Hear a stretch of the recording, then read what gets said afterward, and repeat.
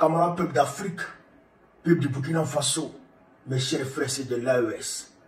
Venez voir le niveau d'intégrité qu'a atteint le gouvernement burkinabé. Le niveau de sérieux, le niveau de rigueur qu'a atteint le gouvernement burkinabé. Frère, c'est l'un des gouvernements les plus sérieux au monde entier. Je dis bien au monde entier. Je vais vous demander de suivre attentivement cette vidéo, de la partager au maximum, et puis bon, on ne va pas décortiquer. On est parti avec la vidéo chez Camarades d'Afrique. Le détournement de patients de formation sanitaire publique vers des structures de santé privées. Le sujet anime souvent les conversations.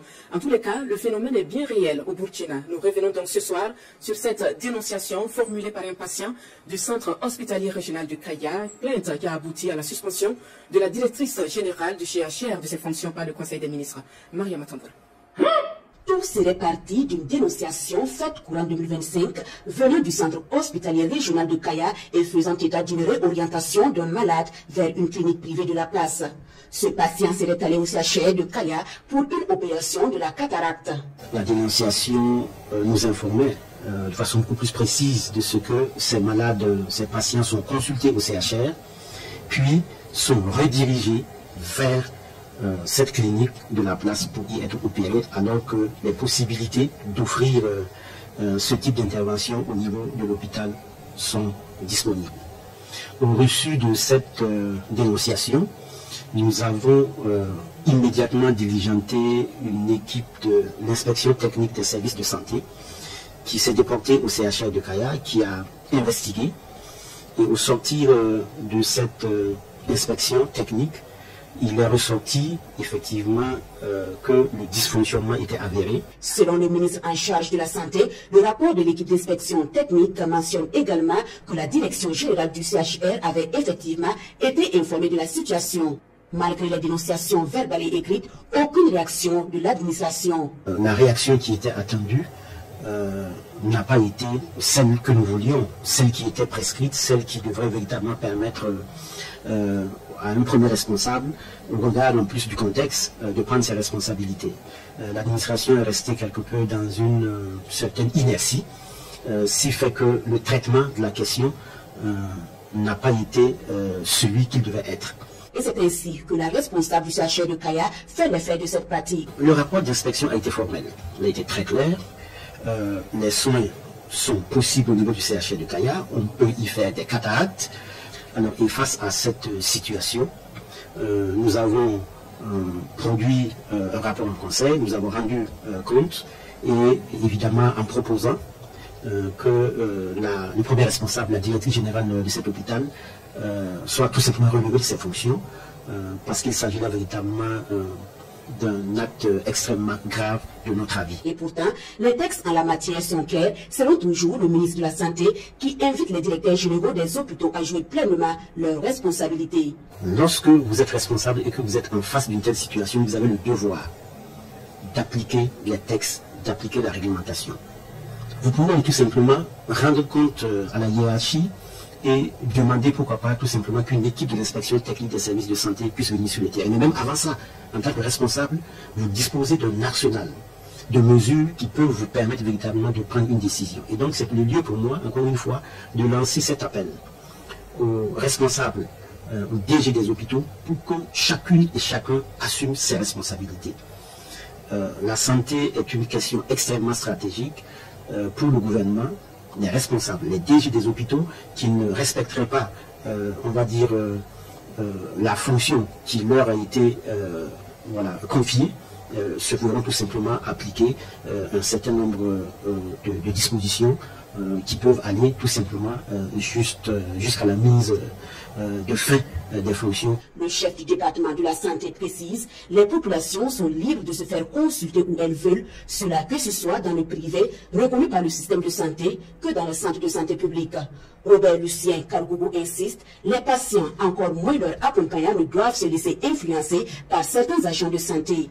Qui n'ont pas de bonne vertu, qui ne respectent pas la déontologie. Sinon, nous voulons en tout cas insister encore une fois pour dire que l'offre de services de santé, nous travaillons à faire en sorte que ce soit optimal. Nous travaillons à faire en sorte que l'accessibilité soit améliorée. Vous avez vu toutes ces mesures de baisse drastique des prix des médicaments, des examens d'imagerie médicale. Donc le gouvernement travaille à faire en sorte que les services soient disponibles. Évidemment, il y a encore des gaps, mais encore une fois, les populations sont invitées à consulter selon leurs désirs, mais à rester vigilants, parce que parfois, effectivement, même si on a des gaps au niveau de certains services des hôpitaux publics, la disponibilité est assez optimale. L'intervention des agents publics de santé dans le privé est réglementée par un décret du ministère en date de 2023, lequel décret précise que les médecins généralistes, infirmiers, sages-femmes ne peuvent plus prester dans le privé. S'agissant des spécialistes, ils peuvent continuer les vacations dans le privé seulement 2 fois dans la semaine, à condition que l'hôpital public dont ils relèvent ait une convention avec la structure sanitaire privée où ils comptent aller intervenir. Frère, vous avez entendu, je le dis encore, frère, le gouvernement qui est là, le gouvernement burkinabé sous le leadership éclairé de son excellence, le capitaine Ibrahim Traoré, c'est l'un des gouvernements les plus sérieux au monde. Je dis bien, les plus sérieux au monde. Il n'y a pas en Afrique, hein, au monde. Frère, dans quel pays aujourd'hui tu vas voir ça? Sur simple dénonciation d'un patient, la directrice générale du CHE est limogée purement et simplement. Frère, on me fait à ses fonctions. Rentre à la maison. Tu sais quoi? Rentre chez toi rapidement. Parce que ce système gangrène nos services de santé. Frère, ce système-là, ça gangrène nos services. Mais en réalité, le médecin qui te dit, qui te montre une clinique pour aller là-bas, et que c'est là-bas que tu peux être soigné, alors que les soins qu'il y a dans cette clinique-là existent bel et bien dans l'hôpital général, à moins de coûts. Enfin, on envoie les patients là-bas pour qu'ils aient payé cher. Or que son excellence est en train de faire un travail c'est-à-dire monumental, pour donner un accès facile à la santé au Burkinabé, pour permettre au Burkinabé de se soigner facilement. Vous avez saboté le travail du monsieur. Mais c'est grave. Les populations vont se dire, bah attends, le président dit, le président a diminué le coût des dialyses, il a diminué à presque 80% les coûts des médicaments. Mais pourquoi on ne vous comprend pas? On dit qu'il n'y a pas de médicaments dans les hôpitaux. Mais c'est un sabotage. C'est un sabotage, c'est grave. C'est grave. Non, on ne peut pas vous laisser faire ça, quand même. On ne peut pas vous laisser, c'est pas bien, ça c'est pas bien. C'est comme en Côte d'Ivoire. Aujourd'hui, en Côte d'Ivoire. C'est qu'eux là-bas même, ils ne se limitent pas qu'à détourner les patients. Mais ils vendent les bébés. Ils vendent les bébés des gens en Côte d'Ivoire. Ils volent les bébés. Ils volent les bébés des gens en Côte d'Ivoire. Les vidéos existent sur ma page Facebook. J'ai mis les vidéos dessus. Où les gens pleurent. Ils attrapent leur tête. Leurs bébés ont disparu. En 2022, il y a une femme qui a accouché de jumeaux. Elle a fait des jumeaux. Il y a un qui a disparu. Il y a un qui est resté. En Côte d'Ivoire, ils volent. Et ils volent les organes des bébés à Adjamé. Dans le pays, là, il faut ça là-bas. Mais maintenant, au niveau de la santé, là, tu viens même là. Frère, ils vont te charger à ordonnance. Ils vont te charger à ordonnance. Et puis ils vont te dire, il faut aller dans telle pharmacie. Elle te dit qu'il y a la pharmacie. Il dit, c'est là-bas on peut avoir. Ah, il a mis son cachet sur l'ordonnance.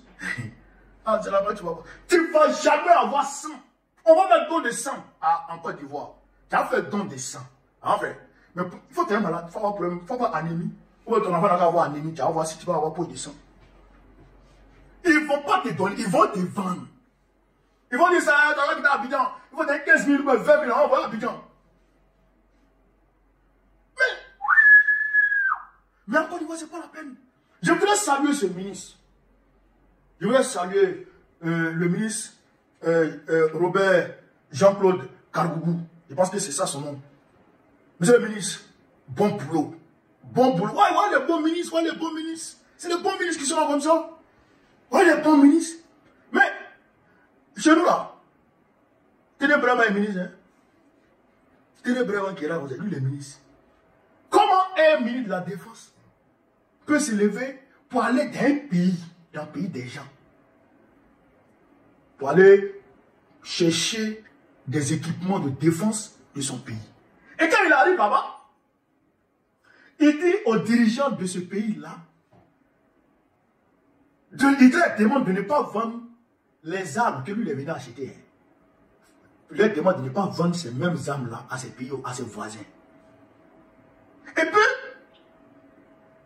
cette demande qu'il a formulée là, au lieu de faire ça en secret, je vois ça, hein, il parle de ça à la télévision nationale. C'est-à-dire que la télévision, la RTI parle de ça. La RTI parle de ça. Non, monsieur le Turc, ne vendez pas les armes, les drones au Burkina et au Mali parce que les armes là tombent dans les mains des terroristes. Il ne faut pas que les terroristes nous attaquent. Il dit ça à la télévision nationale. Mais quand c'est comme ça là, tu es en train de créer un climat de méfiance entre les deux peuples. Tu es en train de créer un climat de méfiance. Les deux peuples vont se regarder en chien de faïence. Ils vont dire, donc, si on vend les armes à ceux-là, c'est les armes là vont tomber dans la main des terroristes, vont venir nous attaquer ici. Vous voyez les choses. Ça, c'est le ministre. C'est le ministre. Président de l'Assemblée nationale. Président de l'Assemblée nationale de Côte d'Ivoire. Président du Parlement de Côte d'Ivoire. Il a détourné 600 milliards. 600 milliards de francs CFA. 600 milliards. Ça peut construire combien de CHU? Combien de CHU? Combien de centres hospitaliers universitaires? Au moins 6. Au moins 6. Les CHE là, au moins 10. Universités là, au moins 3, 4. Mais un seul individu a volé ça. Il a payé les voitures pour les petits gros, payé les vacances pour les petits gros. L'argent qui appartient à 30 millions de personnes. Un seul individu a pris ça et il a assis dessus. Et puis le président zombie là, puis il regarde. Voilà notre pays. Mais ça là, tu ne peux pas faire ça au Burkina Faso aussi. Tu ne peux pas. Hein? Non, quoi? Tu as volé l'argent. Là même, je crois, il y a 30 milliards. Il y a un trou de 30 milliards qui a été découvert quelque part. Mais ils sont en train de chasser ça. Ils vont récupérer. Mais en Côte d'Ivoire, dans le secteur Anacad, coton, 300 milliards. Petrosi, près de 200 à 300 milliards. Au fer, 100 milliards, 200. Oh! C'est-à-dire que 100 milliards, ils volent. Ouais, les ministres de Draman. C'est-à-dire que ce Draman, quand tu es avec Draman, tant que tu ne veux pas le pouvoir, tu veux tout faire. Est-ce que vous voulez? Tant que toi là, tu ne veux pas, tu ne lorgnes pas le pouvoir, son siège, son fauteuil présidentiel, tant que tu ne lorgnes pas son fauteuil présidentiel, Joe, tu peux voler comme tu veux, tu peux mailler comme tu veux. Mais c'est quand tu lorgnes le fauteuil présidentiel qui il met les services dans ton derrière pour te pourchasser. Mais tant que tu es soumis à lui comme les Adjoumani là, tu as l'air d'Adjoumani un problème. Il n'a pas de problème. Il connaît le moment. Il sait comment le prendre. Quand on lui demande, est-ce que tu veux être président? Il n'est pas prêt. Président, ça ne l'intéresse pas. Lui, il est ministre. Lui, il achète ses voitures pour donner à ses petits collègues. Il vit quoi? Je voudrais saluer le gouvernement burkinabé. Pour son travail acharné. Pour son amour, pour son patriotisme. Pour son amour immense pour son peuple. Les gens là, ils travaillent pour le peuple. Ils travaillent pour le peuple. Comment on appelle l'Afrique? Voilà ce que je voulais vous dire. Sur ce, vive l'Afrique libre. Vive le panafricanisme. Vive tous les présidents panafricains. Babo, président de la Côte d'Ivoire en octobre prochain. Inch'Allah. On est ensemble. Merci.